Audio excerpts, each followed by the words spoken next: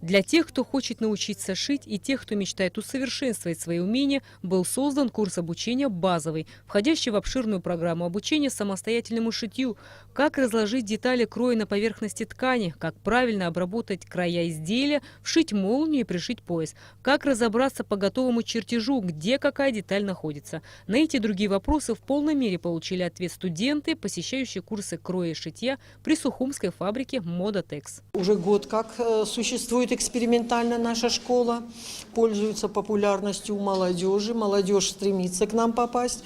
Мы с удовольствием принимаем всех желающих, тружениц, девочек, которые заинтересованы, которые хотят реализовать свои творческие какие-то возможности и планы. И для этого все условия были созданы руководством.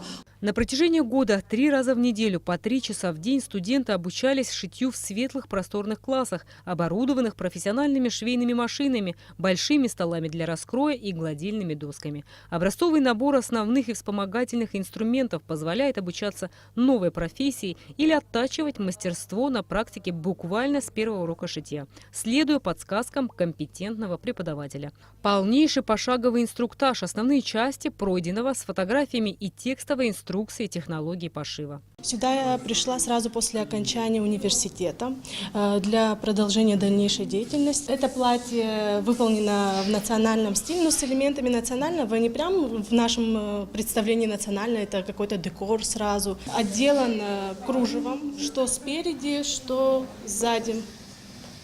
Это платье поэточное, бархат и более такое вечернее, выход куда-то в ресторан. Эту хрупкую девушку Лану Гармеля в школу кроя и шитья привело скорее ее хобби, чем профессия. На протяжении нескольких лет она занимается любительским шитьем игрушек в стиле хендмейд. В интервью она призналась, что пришла в школу для того, чтобы научиться правильно шить именно игрушки. Но все так закрутилось, что она теперь шьет вечернее платье себе и подружкам. Я пошила свое экзаменационное платье в театральном стиле на Денизу Харазина.